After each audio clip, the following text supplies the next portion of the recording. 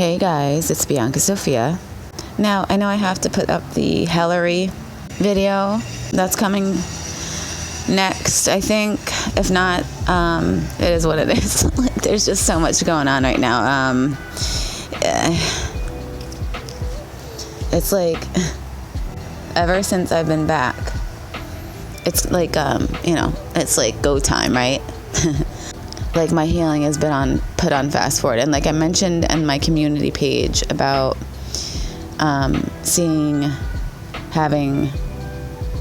being thrown into like a healing session, right? Where I had I was flooded with this information. And like I went from Oz to, it was so fast. It was like I kept thrown around into all these different fantasy boxes, right? Or the memory of those fantasy boxes came rushing back, right? Now, like I said, the first one I was shown was Wizard of Oz. It was like I was transported into the movie, right? It was like so real too. It was like I was literally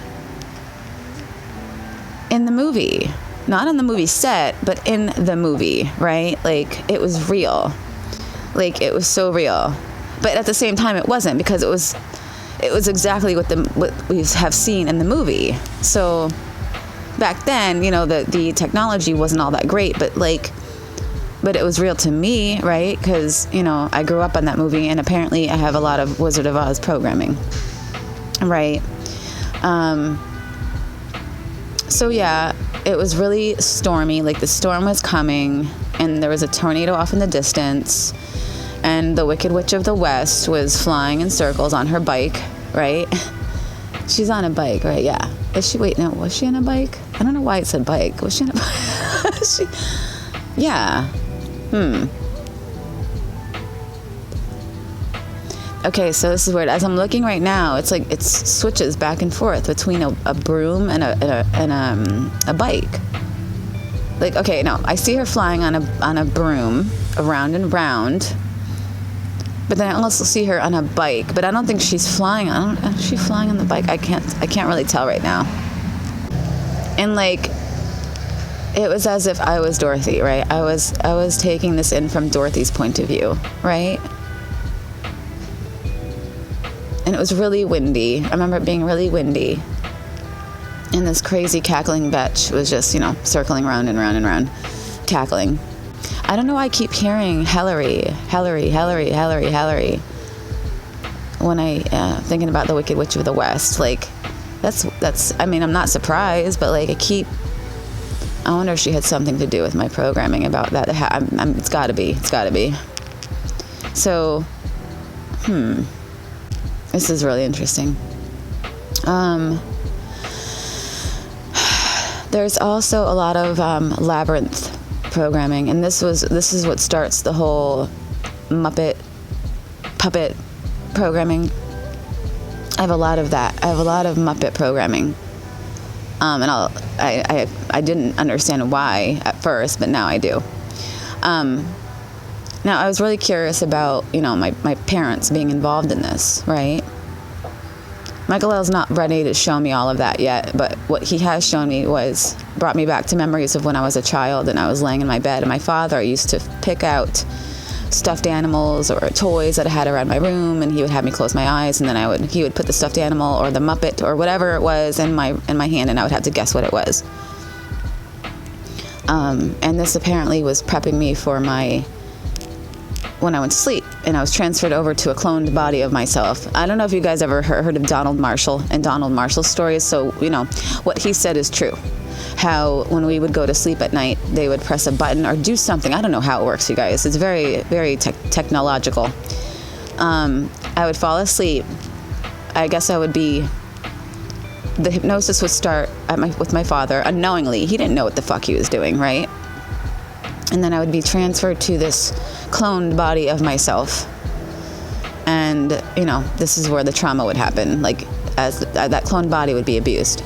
So also, let me say too that my father used to do, he used to be able to sound like Kermit the Frog really well. And he used to sing that song, the Kermit the Frog song, something, about the rainbow. another rainbow fucking song, right? These damn rainbow songs. There's a lot of that in my programming too. So my father used to sing this Kermit the Frog song, Over the Rainbow, or something about the rainbow. I don't feel like looking it up right now, but you guys know what I'm talking about. And he used to do a really good job. I mean, he could sound just like Kermit the Frog. And this is a reason for that. See, now I gotta look up this fucking Kermit the Frog song. Hold on a second. Yeah, it was called the song Rainbow Connection, right? Yeah, the Rainbow Connection song. My father used to sing that to me very frequently at night, like before I went to bed. And I loved it. You know, I really did love that, you know. I loved Kermit the Frog, and, you know, now I know why. So there was other... Well, let me go to what I was seeing, and then I'll go back. So the next thing I was shown in regards to all this was Jim Henson. Just as a psychopath. Like, it must have been one of his alters, because, you know, you think of Jim Henson, you think of a soft, quiet man, right? And the quiet ones are not always very quiet all the time, are they? Jim Henson was like, I saw flashes of him just beating me to a pulp, right? When I was very young. I was very young, you know, and apparently this went on for years. So Jim Henson was, you know, I was one of his favorites, apparently. And there was physical abuse and there was sexual abuse. And you guys, trust me, I'm just as shocked as, but I'm not at the same time. I'm shocked, but I'm also not shocked, right? You just pray that, you know, one of these Hollywood pert people or whatever are not psychopaths. But they all are. That's what we need to understand. They all are. That's how you get to be into that position, right? You have to, you know, you have to get into that shit. And it's like, I was also involved in this shit, but it's not like I signed up for it, but maybe we did sign up. We don't even know. It's so complex, right? And I was shown like many different sides to Jim Henson, like, but most of them were very psychopathic. Like he would just go crazy, like starting to punch someone and then just keep, like, just not being able to stop, right? Just freaking out, like turning very psychotic and blacking out almost, just laying into his victim, which was me, right? This is just crazy, you guys. So I got to see many different faces of Jim Henson, right? And this gets a lot more deeper, but I don't think I'm ready to talk about that, or I need to make sure what I say is true before I say it. This is the stuff that I'm like 100% sure. The stuff that I'm saying now, I'm 100% sure. So this gets really interesting, you guys, with the whole, you know, my past lives. I was shown a past life where, remember I told you guys I was a princess, right? And Twine was in this life with me, and he was a knight or something, and I've talked about this before, but there was other flashes of memories of that life where we were stuck. We would hide to go mess around in a labyrinth, right? There was a labyrinth there on the grounds of the castle that I lived in. I was a princess, and the grounds had a labyrinth, right? And I just find it interesting that there's a Labyrinth movie. It's like this mind control stuff goes really deep. You know what they would do? They would go into our Akashic records, right? And they would they would make movies about our past lives and like incorporate that into the movies, and then turn around and use those movies to what is that word? To really install that programming, right? So it's like, here I am in this life, right? And I have, you know, Labyrinth, and anything that Jim Henson worked on, that's my programming, right? And Labyrinth, as you know, is one of Jim Henson's works, right? And I just find it interesting that in a past life there was a labyrinth, and it's like they used that to, you know, I can't think of the word, to really get this programming to work, right? So it's like, it's crazy how it's all tied together, and I don't know if anyone's ever even figured this out. So it's like I don't know, you guys. I don't know. And then there's also things that go on in that Labyrinth movie that are happening to me now in this life too, right? It's fucking crazy. And Michael L. says, you know, yeah, it's all tied together, and we have no idea how complex and intricate this is, but it's all tied together. And we are all tied together too. So in a past life, you know, I'm in this labyrinth, and then in this life, I'm programmed with this labyrinth stuff, and this whole Labyrinth movie is even made, right? And there's an article I want to read about this Labyrinth movie that I found that's very, very interesting. But apparently, what this movie did was to tie together past lives. Well, all of my lives, because remember, we're living all of our lives now.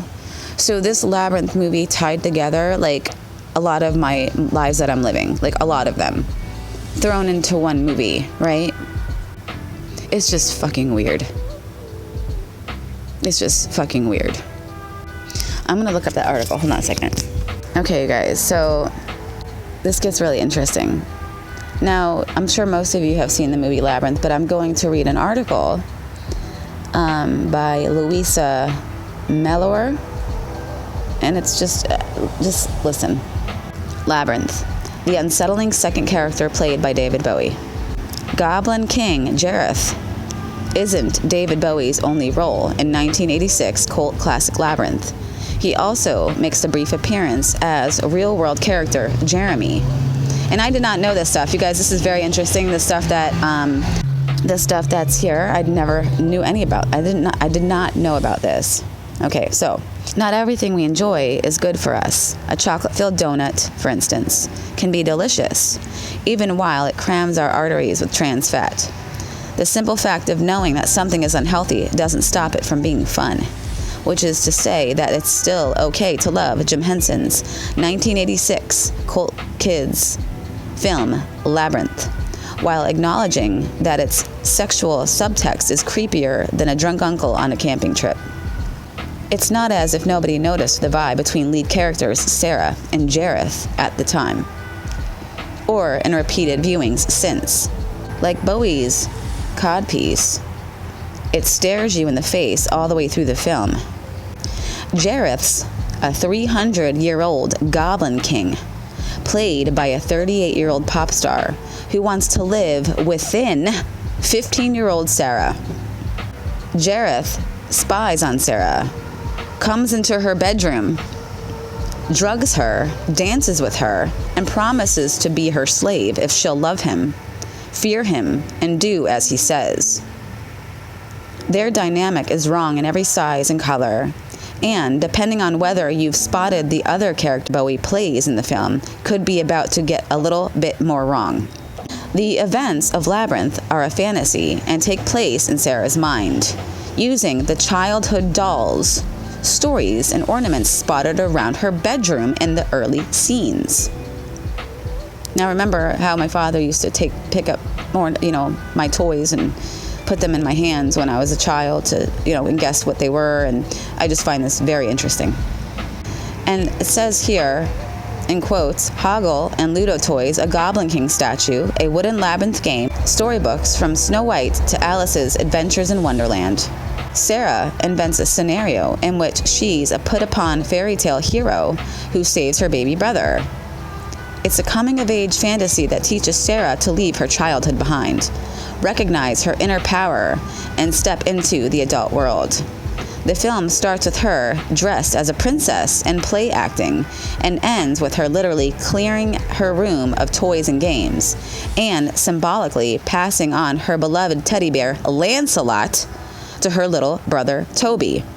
Now, you guys, Lancelot is the knight that King Arthur's wife cheated with, right? Like I said, I apparently, am King Arthur's wife. That's Michael L., right? But Lancelot, see, I don't know if this is Lucifer or if this is just Michael, this is just two parts of Michael, right? It's getting really interesting because in this flashback, Michael's human prototype was Lancelot. And Michael L was also King Arthur. He was King Arthur. That's one of his lives.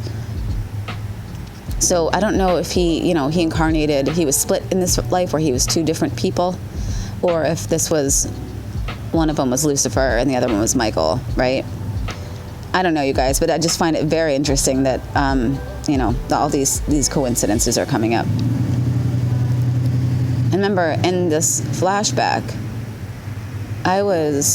we were hiding in this labyrinth. I was hiding with Lancelot in this labyrinth because, remember, in this flashback, in my past life, I was betrothed to someone else, or I was married to someone else, or some shit. But I was sneaking around with this Lancelot, this knight, right? But I was married to King Arthur. Okay? I don't know, you guys. This is weird. It's like I don't know. It's getting really interesting, though. If Labyrinth were a real fairy tale, then Sarah's absent mother would be dead. It says, the girl lives with her father, stepmother, and new stepbrother. And then it says, she isn't. As we see from recent photos around Sarah's mirror and the scrapbook of press clippings Sarah keeps about her, decorated with hearts, the word mom. Sarah's mother, Linda Williams, is a theater actor who's famous enough for her love life to be written about in the papers. Several of the newspaper articles in the scrapbook show her mother pictured with another actor, topped by a headline again about their on-again, off-again romance. The other actor in these photos is played by David Bowie. That means that when Sarah was dreamcasting the much older lead in her personal coming-of-age fantasy, she gave that role to her mother's boyfriend. Therapists of the world, start your engines. A.C.H. Smith's 1986 novelization of Labyrinth was written with input from Jim Henson and screenwriter Terry Jones. In this 2018 podcast interview, Smith explains that Henson gave him over 20 pages of feedback about the draft manuscript and invited him to visit the set and watch several days filming. Jones also spent an afternoon with Smith and gave him permission to use an abandoned boneyard scene in the novelization, which had been originally written for the film. The novelization is canon, is the point. It bears the official stamp. And the novelization gives us more on the characters of Linda Williams and her actor boyfriend, Jeremy. Here it describes Sarah's bedroom press clippings. Sarah's mother and her co-star, Jeremy, were cheek to cheek, their arms around each other, smiling confidently. The photographer had lit the pair beautifully, showing her to be so pretty, he so handsome, with his blonde hair and a golden chain wrapped around his neck. Novelization Sarah clearly has a thing for Jeremy, who comes over in the book as louche and flirtatious. Smith describes Sarah as being thrilled by Jeremy's French-speaking sophistication. She's impressed by his language and mockery of others, and keeps repeating an actorly phrase she's heard him say about, quote, finding a way into the part, unquote. In one scene from the book, Sarah remembers celebrating her 15th birthday with Jeremy and her mother. The novelization describes them giggling poolside at Jeremy's members club before receiving his gift of an evening gown in pale blue. Her mother gets her a music box, so the evening gown is a Jeremy-only deal. Sarah wears the dress that night to a musical, after which Jeremy takes them all to a dimly lit restaurant. Jeremy had danced with Sarah, smiling down at her. He kidded her that a flashbulb means that they'd be all over the gossip columns next morning, and all the way home he drove fast to shake off the photographers, he claimed, grinning. That's not the only time Sarah dances with Jeremy/Jareth. Film audiences will remember the masked ball part of Sarah's Labyrinth fantasy, a hallucinatory scene that plays out in the feature as romantic yet sinister, but which is made explicitly sexual in the book. In this Sam Downey interview, Smith says of the novelization's dance scene, it gets quite sexy when she is in the bubble and dancing with Jareth and so forth. I made a little more of that in the book because I felt the book needed that. It needed that extra little emotional kick at that point. The book scene has Sarah being perved at by a stranger who, quote, relished her face, then her white shoulders, her breasts, hips, and legs, and sidled up to tell her that she was remarkably beautiful. Dancing with Jareth, the 15-year-old is described as feeling like the loveliest woman at the ball and finding the touch of his hands on her body thrilling. When he told her that she was beautiful, she felt confused. Quote, I feel like I don't know what I feel. He was amused. Don't you? I feel like I'm in a dream, but I don't remember ever dreaming anything like this. He pulled back to look at her and laughed, but fondly. You have to find your way into the part, he said, and whirled her on around the room. Jeremy's catchphrase there. In the book, fantasy Jeremy/Jareth then tries to kiss Sarah when she realizes the whole room is watching them and laughing. Quote, Jareth seemed to be unperturbed, but she turned her face sharply away from his, horrified. He held her more tightly and insistently sought her lips with his. Suffused with disgust, she wrenched herself free of him. This is supposedly Sarah's fantasy. She's the one in whose imagination all this is happening. In 2016, the film's conceptual designer Brian Froud explained the thinking to Empire. Sarah says Froud is approaching the age of sexual awakening, and so has created Jareth as a composite image of the kind of men who turn her on. We're not looking at reality, we're inside this girl's head. Jareth's costumes were designed to reference a leather boy, the armor of a German knight, Heathcliff from Wuthering Heights, and male ballet dancers. He's an amalgam of the inner fantasies of this girl. Everyone always talks about Bowie's perv pants, but there was a reason for it all.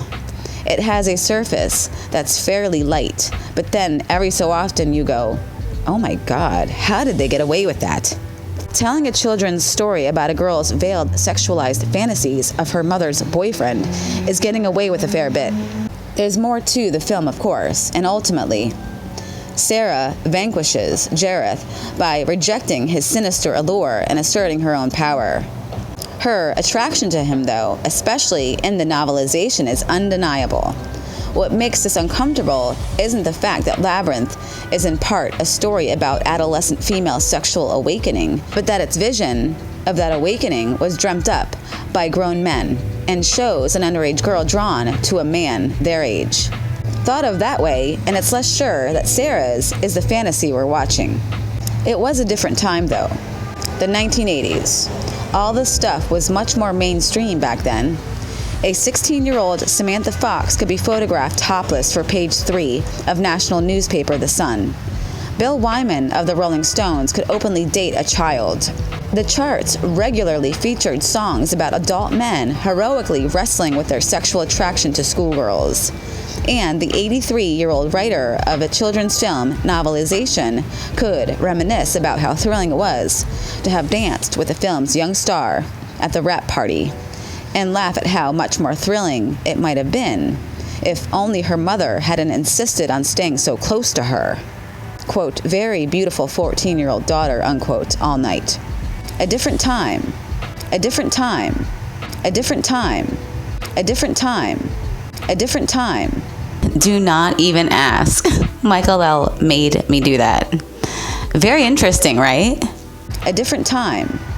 Don't let any of this put you off, though. Of course they're going to say that. Like a chocolate-filled donut, Labyrinth remains a sweet childhood treat with a slightly sickening center. Now, you guys, I mean, there's so much there that I have a lot to ask Michael L. about in regards to all that, because it's just, there's so much there that I want to get into.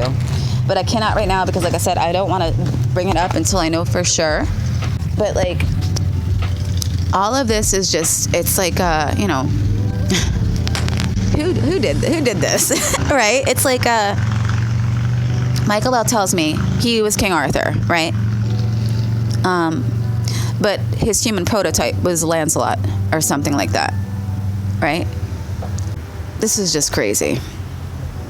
So I'm like, is that Lucifer or not? And he's saying no, it's just another part of himself. But that's weird. It's like I was being torn between two of the same person. Do you know what I'm saying? I don't know. And Michael was telling me this is there's a lot more to this. There's a lot more that I don't know that I'm gonna find out. But I just find it interesting that, you know, Michael L was Arthur, and Michael's human prototype was Lancelot, and we used to hide in the labyrinth. Like me and Lancelot used to sneak around in the labyrinth to fool around. Like I used to, you know, I don't know, you guys, it's fucking weird. And I don't even know if I had been married to Arthur yet or what. I don't know. But I know I'm gonna find all that out. And it's weird how they made this movie in this time space about the labyrinth, which reaffirms our programming. I think that's a better word to use. And then to find out that Jim Henson, you know, that's his movie, and he was, you know, he must have been one of my handlers. I know we have many handlers, right? And it's like, what the fuck is going on, right? Like, it's like they have access to our Akashic records, and they would go and see all these other lives we were living. Or were they just transporting us to our other lives? Like, because remember I told you, I think when we die, we just go into another fantasy box. Like, it's not even anything. It's not like a real death. It's like they just keep rewinding us into the same time space. I know you guys' minds are probably like, what the fuck? Like mine is. But I just find it interesting how apparently I'm being told that a lot of these movies, they were taking from our other lives to reinforce our programming. That's the word I've been looking for this whole time. To reinforce our programming, right? And apparently these movies, like for instance Labyrinth, this is what Michael L is telling me anyway. There is many parts in this movie Labyrinth that were all taken from every life I lived. There's little pieces of my life in that movie, like all of my lives. You know what I mean? Do you know what I'm saying? Like, this shit is crazy. So they would use our other lives, and then by remembering those past lives, we would remember, or those other lives that we're living, we would remember the traumas that we received in those other lives too. So they would pull. So, you know, do you know what I'm saying, you guys? I hope I'm making sense. Some of you might be like way lost. Like, what the hell are you talking about? I don't even know what she taught. You know, you have to really do some research about, you know, ultra programming. Look into Donald Marshall stuff. I know a lot of that stuff has been taken down. I don't even know if you can find that stuff anymore. But basically, those of us under ultra programming, what would happen is we would go to sleep, right? Because people are like, how is Jim Henson doing these things to you if he's in another state? That doesn't matter. It doesn't matter. The second you went to sleep in your bed, you would not even leave your bed. You understand? They would transfer our consciousness to a cloned body of ours, okay? In a deep underground military base. So we would go to the dumps. Another body was waiting for you, and that body was going to be abused. So basically, say I'm 10 years old, or, you know, 7, 8, 9, 10 years old, right? And I go to sleep. What would happen is, as soon as I fell asleep, my consciousness would be taken and it would be connected to one of my cloned bodies in one of these deep underground military bases, one of these DUMBs, right? And I would wake up there, right? And I would be abused and all this other shit, more programming, more other shit that, you know, and I don't even know why this programming took place, and I'm gonna find all that out too. What was the reason behind it? And I've already had flashes of being an assassin and a sex kitten and all this other shit, right? So, you know, I'm in this doing all this weird, nasty shit, or it's being done to me, right? And then after, what they would do is they would send you right back to your bed, to the same time that you left. So no one even knew you were gone, right? I hear Lucifer coming through. Do you hear that? No one even knew I was gone. because I would be sent back to the same time I left. I was taken. My consciousness was, flipped over there. I know some of you guys might not have heard this stuff yet, but yeah, it's like you weren't even gone. And this is crazy. This is like, that is really fucked up, you guys, right? I mean, this is really messed up, you guys, right? Like, you go to bed as a child, and then remember, we would have no memory of it either. These amnesia barriers were created after this is how the programming would work. You would be abused, you would be programmed, and then they would abuse you again to make you forget all of it. And then there would be an amnesia barrier created. So by the time when you were sent back to your body, you wouldn't remember anything. You would wake up like nothing ever happened. And they did it in a place where like time travel was used too. So it's like you were never gone anyway. And that also helped with the amnesia barriers to be built. Now, when I was going through all this, when I was laying down, these flashes came in after the seeing some of the Labyrinth stuff and the Wizard of Oz and Jim Henson beating me to a pulp and just screaming maniacally and laughing maniacally. I was shown also some Snow White stuff. I'll get into the other stuff in another video. I don't want to go on anymore. I want to chill out with this for a little bit. I was shown Snow White programming with the Seven Dwarfs, and I also seen some Alice in Wonderland stuff, Tweedledee and Tweedledum, some of that flashes. So I clearly have that also as well, that programming. But I think I'm gonna stop here for now, you guys.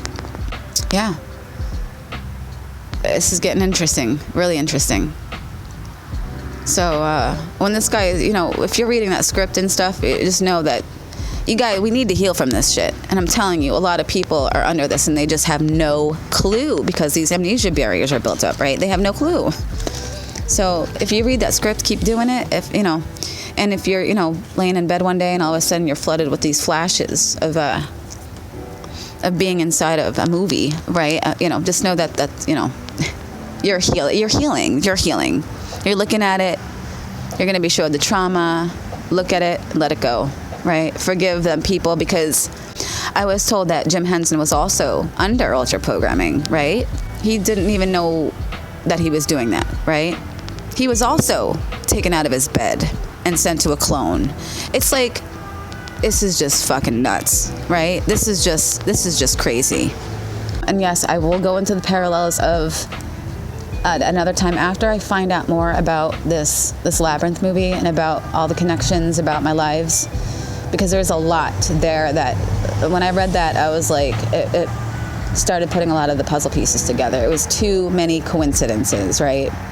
And now I want to go watch that movie again because I bet I'll be able to figure it out, more stuff out as I watch and listen, right?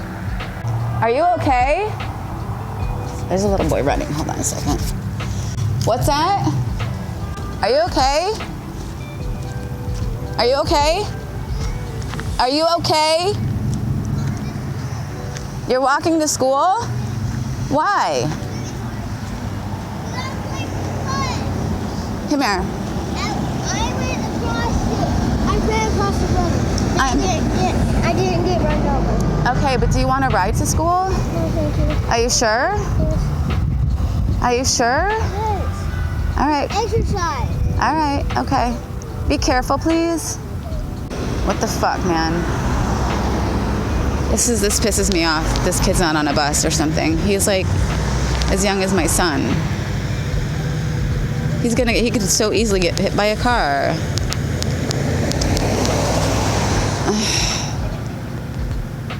Why? And he's like running so fast, but he like tripped and hurt himself. The fuck? Poor kid. And it's fucking cold out and he's like not even wearing a hoodie or a jacket. These poor kids. I don't like that at all. I mean, why is he walking to school at such a young age?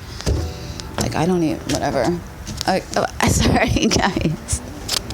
This kid's like running, like I saw him, this little boy with a backpack. He looks younger than my son. So he was like 6 or 7 years old, this kid, right? And he was running across the street, and he busted his ass, like, and you know, went down into the pavement. And I was like, oh my God, are you okay? The fuck? But see, that kid is the kid that's going to be okay, right? His parents just threw him out, you know, like, you walk to school, you know, those kids are the kids that end up, you know, tough, and no one really fucks with them when they're older, right? Because they have a tough, thick skin. They're street smart, right? You know, maybe I should be more, you know, throw my kids out like that too. It's not so pampered, and, you know, because look how all these snowflakes are now.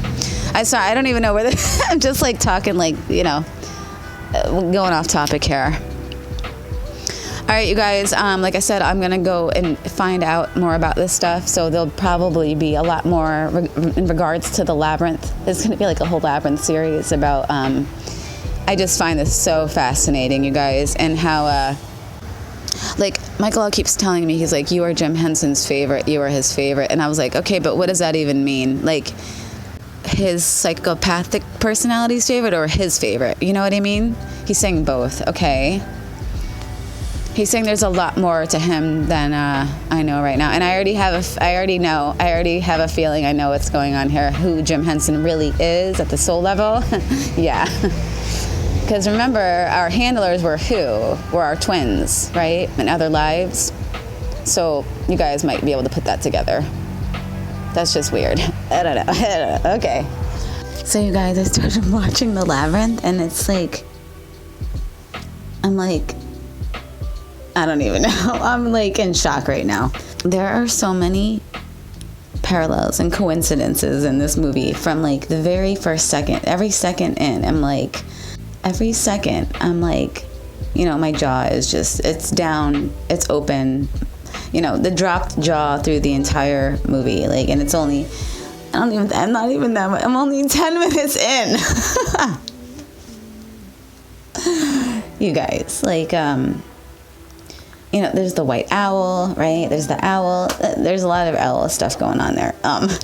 And the owl is just, it's significant in what's going, it's just know that it's significant, okay?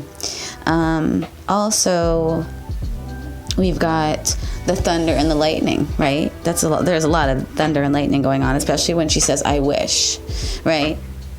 Like, she's saying, I wish, and then, you know, making a wish, which is, you know, that is powerful. And then, just like in the article stated, you know, her books that she had, that they shown in the movie, and they shown The Wizard of Oz, then they showed Snow White, and then they showed Alice in Wonderland, or Adventures in Wonderland, or whatever the heck it's called. You guys, this is the programming I was just shown yesterday, and I even go to my community page, and you'll see I even typed, oh my God, this is bugging me out, you guys. Like, the books, The Wizard of Oz, Snow White, right? And go look at my community page. I just said this. Wizard of Oz, check, right? Snow White, check. And then Alice in Wonderland, check. And those are the books that were in her room. Like, this is, in the article they stated that, but you don't remember that if you watch The Labyrinth. But now that I'm going back and watching it, this is like, I'm getting a little like, it's wow. Hey guys, sorry about that. My voice recorder got shut off. It just stopped. So, you know, how convenient, right? What a damn surprise, right? So, after watching some of the movie and reading the script, I went to my notebook and my phone, and I just, you know, typed some stuff up. Just the things that I was noticing. Now, the dog in the movie is called Merlin, right? Remember, Merlin was the wizard in, you know, by King Arthur's side. And I don't know if you guys know this, but Merlin was actually a black magic wizard. He was not of the light, he was of the dark. A negatively polarized being, okay? A lot of people don't know that. Then we have Lancelot, which is the bear in the movie. That's her favorite bear that she, in the beginning of the movie, she loses it and she can't find it, and it's in Toby's room. It's in her brother's room. And Michael L. has confirmed that Labyrinth is basically, it's pulled from my Akashic Records. And Sarah is one of my altars, okay? And now when I remember the past life I had, I've brought this up, that there is a labyrinth around King Arthur's castle. And it's so funny, I looked up on the internet, I just typed in King Arthur's Labyrinth, and there is a theme park, you guys, in England, in Wales. And it's King Arthur's Labyrinth. And go look into that, you guys. It's about dragons and King Arthur, and a lot of the names that were there, apparently during that time, were like Tywin, the same names that they used in the GOT universe, right? And I've told you that Michael L. has told me that the GOT universe and House of Dragon and all that was pulled from the Arthurian times, or however you say it. So, and I was apparently, in my past life, Guinevere, but she's also Aurora, Princess Aurora. You guys, I don't know. It's like they went back and you guys, I don't understand this, but apparently it all ties together, and I'm going to find out more and more. And so in that past life, you guys, like I said, Lancelot and I hid in the labyrinth around King Arthur's castle. That's where we were like sneaking around. So Michael L, or Michael, right, was King Arthur, but he was also, his human prototype was Lancelot. And I was in love with both of them, apparently. But I would be, wouldn't I? And you guys, I don't know if you remember, there's a worm in the labyrinth, right, that talks to her. And this is apparently one of her toys. And in this life, I had a glowworm that was my favorite toy. I couldn't ever let that thing down. I was obsessed with my glowworm. And it's just interesting how there's this worm. And remember, all the characters in the Labyrinth movie, all those, the characters that she meets in the Labyrinth are toys of hers. So also, this owl, he flies in and he turns into Jareth, the Goblin King, right? And I never spoke this before, but the human prototype of Lucifer's name is Jareth, you guys. So what another coincidence, right? So Jareth is Lucifer's human prototype, and Jareth is the Goblin King. But the Goblin King apparently is both. It is Michael L, apparently, you guys. Oh, another thing I wanted to mention was with the Wizard of Oz, when I was thrown into that fantasy box or whatever it was, or I had the flashback of that fantasy box, it was in black and white. And I just remembered that as I was recording this voice recording. So there's going to be more about this. I'm going to make, when I find out more, I'm going to do more research on it. And there's probably going to be a part 2 of the Labyrinth, in regards to this Labyrinth programming or whatever the hell this is. Because apparently, like I said, this movie was based on my lives. They pulled from my Akashic records.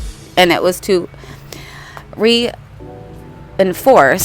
my programming, right? And there's a lot more to this too in regards to the Goblin King, right? That in this life, I have, this Michael L living within me, right? And there's a light side to him and there's a dark side to him, right? I'll get into that in another video because that's very complex apparently, and it has to do with Michael L. It has to do with Michael Lucifer and their human prototypes, this Goblin King, and how the dark, the organic dark, wanted to throw me off in this life in regards to Michael L. Right? But it was all a test. We were the ones that did this. Like from the top looking down. We were testing ourselves to see if we could see through the illusions, right? I don't know if this made any sense to you guys at all, but I know I'm all over the place, but like I said, I have so much information in my head right now, and I'm trying to process it and then put it in order, and then I'll come back and hopefully have a better way of, presenting to you correctly what the hell's going on here, right? But I think you guys are smart enough to, figure it out. So, because you guys are light warriors like I am. And so, and like I said, apparently all these other movies were all pulled from the seraphim, the archangels' lives. So it's pretty interesting. So if you are one of the seraphim, maybe try to figure out which movie is your life.